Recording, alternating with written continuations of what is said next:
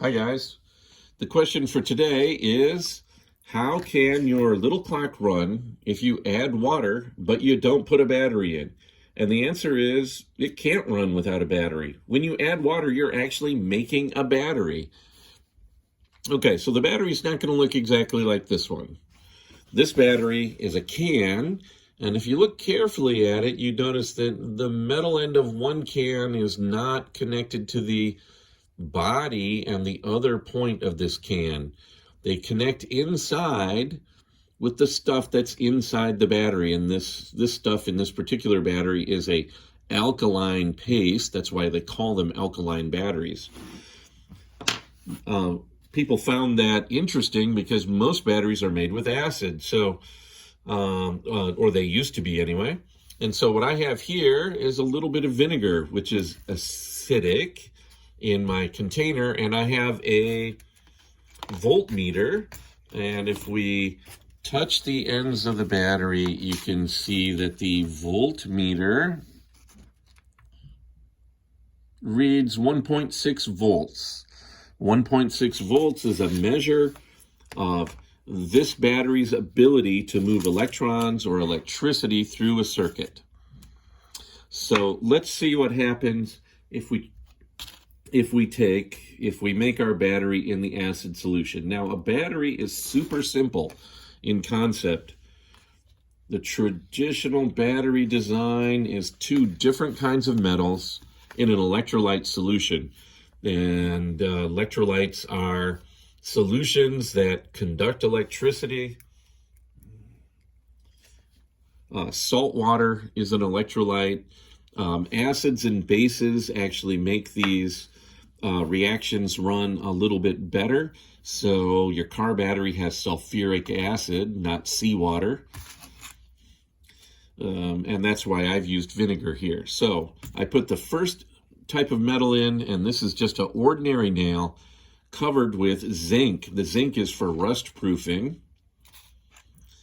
And I have a piece of brass. This is a part from, actually I think it's a part from a lantern, but it doesn't matter what it's from. What matters is that it is brass, which is a different kind of metal than zinc. It's a copper alloy. So I put it in here and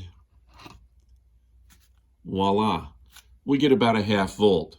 So this battery with brass and zinc and vinegar is not as good as this battery. It puts out less voltage and would be less efficient in some other ways as well. But what happens when you add water to your little clock is, I would bet dollars to donuts without seeing inside of it that there are 2 strips of different metal. And when you add water to the clock, you're creating a little battery. And that battery doesn't have to be very good to make an LCD display run. They require very small amounts of current.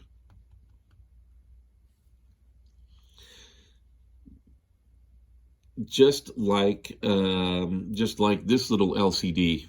Well, actually, I'm kind of fibbing there because there's another battery inside the meter. But yes, you're making a weak battery good enough to run a clock, good enough to run an LCD display. Now, your next question might be, like, if an acid solution and 2 different metals will make a battery, could you take, say, a piece of copper wire and a nail, stick them in a lemon, and run that clock?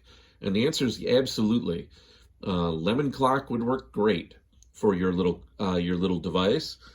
You've got an acid solution, 2 types of metal, you've created a battery, that battery's good enough to run it. What about a potato? Could you stick your 2 pieces of metal in a potato and make the clock run?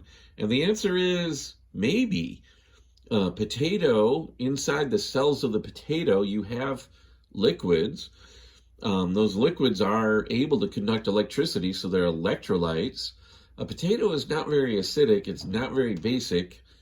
So it's not going to be a great battery. It's not going to be as good as your lemon battery, but it might be good enough to run your device. Well, guys, I hope that helps. We'll talk to you soon. Bye.